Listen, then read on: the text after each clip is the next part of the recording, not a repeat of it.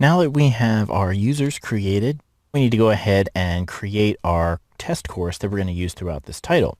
But if you look down in the lower left-hand corner, you'll notice that the server settings are no longer there. That's because we are logged in as ourselves. So the first thing we need to do is make sure anytime you want to administer the server, go ahead and log out and log back in as the admin user. So go ahead and here we're going to type in admin, and the password is 12345, and hit the login button.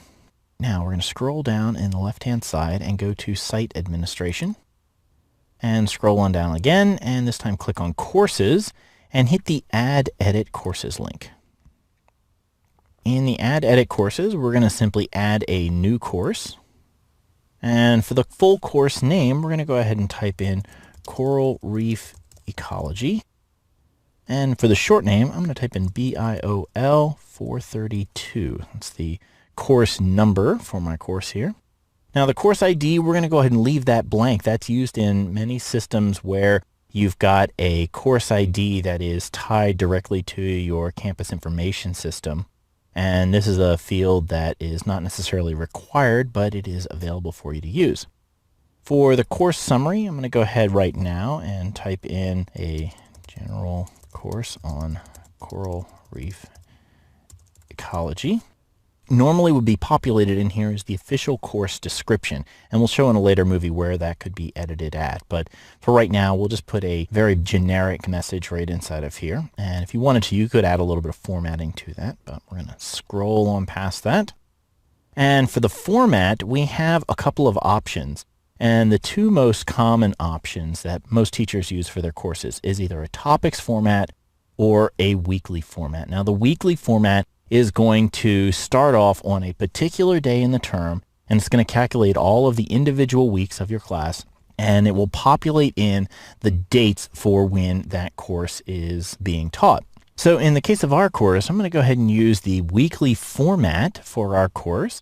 We've got a 15-week semester, so I'm going to go ahead and select down 15. And the course start date, I'm going to build a course for the spring of 2012. So I'll click the drop-down menu here, and I'll be able to scroll forward in time. I'm going to go down to January, and the first week of the course is going to start on the 23rd of January here in 2012. And I'm going to scroll on down a little bit further.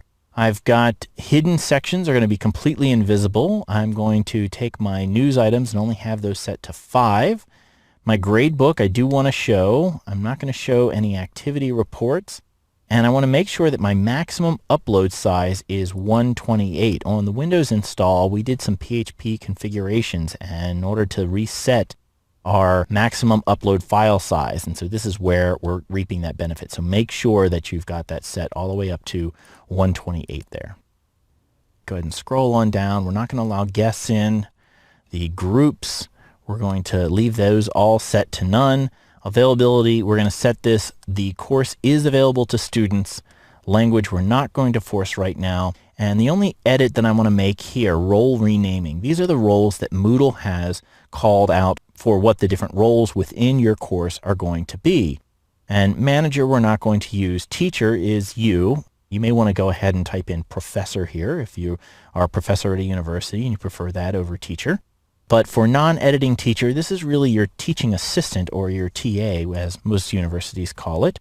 And student is fine to call that. This is not the actual name of your TA. This is just the name TA is what that role is going to be called within the course. So go ahead and hit Save Changes. Don't worry about all of the details of the specifics of those settings that we made just there. We're going to go into those in a little more detail in a later movie. But for now, let's go ahead and get this course set up. Now we want to go ahead and enroll our users. So we're going to come over here and hit the Enroll Users button. There's one at the top and the bottom. Doesn't matter which one you hit. The first thing we want to do is we want to set up our teacher. So hit the drop-down menu at the top and select Teacher as the role.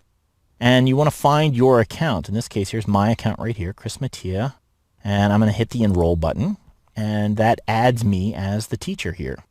Now we're going to go up to the drop-down menu at the top and we're going to select Student.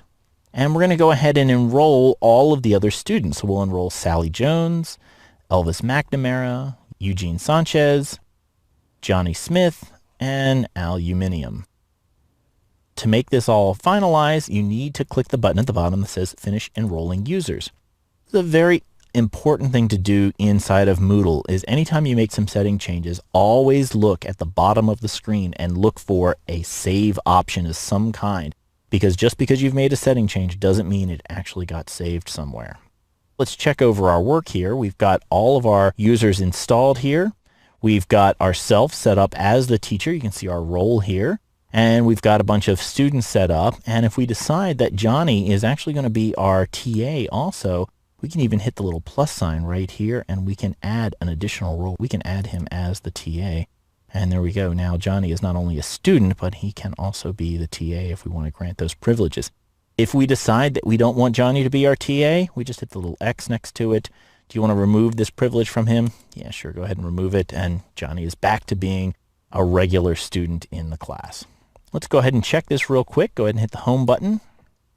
We can now see in our available courses Coral Reef Ecology with us listed as the teacher. So let's do one final check. Go ahead and log out of the admin account.